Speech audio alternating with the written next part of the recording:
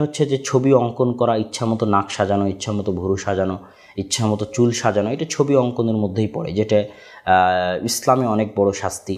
সহিহ বুখারীর 5606 নম্বর হাদিসে রাসূল সাল্লাল্লাহু আলাইহি ওয়াসাল্লাম বলেছেন, ইন্না আশাদ্দান নাসি আযাবাই ইয়াউমাল কিয়ামাহ আল মুসাউবিরুন। কিয়ামতের মাঠে সবচেয়ে কঠিন শাস্তি তাদেরকে দেওয়া হবে যারা দুনিয়াতে ছবি অঙ্কন করত। কেননা ছবি অঙ্কন করার মাধ্যমে সে আল্লাহ সুবহানাহু ওয়া তাআলার সর্বশ্রেষ্ঠ সৃষ্টিজীবের অনুকরণ করার চেষ্টা করে, যেটা সে পারবে না। এত সুন্দর করে সৃষ্টি করার ক্ষমতা মানুষের নাই, কিন্তু সেটা সে ছবি অঙ্কনের মাধ্যমে অনুকরণ করার চেষ্টা করে। এই জন্য কিয়ামতের মাঠে আল্লাহ সুবহানাহু ওয়া তাআলা তাকে সেখানে প্রাণ বা রূহ দিতে বলবেন। এবং ছবি অঙ্কন হচ্ছে শিরকের রাস্তা উন্মুক্ত করার প্রথম দরজা।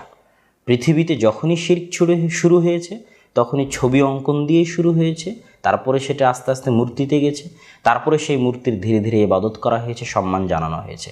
সুতরাং আমরা যদি সারমর্মে আসি, তাহলে এই ধরনের ফিচার ব্যবহার করা প্রথমত শয়তানের ইবাদত করা, এবং শয়তানের অস্তিত্বে আমাদের বিশ্বাস করতে হবে, আমরা শয়তানের দাসত্ব যেন না করি। দ্বিতীয়ত, এটা হচ্ছে ছবি অঙ্কন করা, যেটার ভয়াবহ শাস্তি, আল্লাহ সুবহানাহু ওয়া তাআলার সৃষ্টিতে বিকৃতি সৃষ্টি করা, আল্লাহর সৃষ্টির অনুকরণ করার চেষ্টা করা।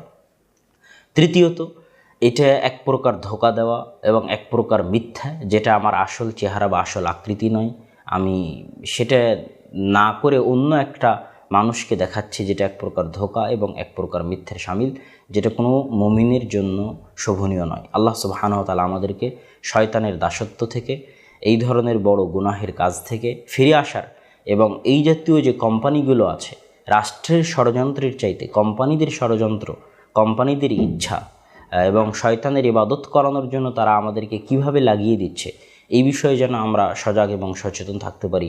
আল্লাহ আমাদের সেই তৌফিক দান করুক। আল্লাহুম্মা আমিন। ওয়া আখিরু দাওয়ানা আনিল হামদুলিল্লাহি রাব্বিল আলামিন। আসসালামু আলাইকুম ওয়া রাহমাতুল্লাহি ওয়া বারাকাতুহু।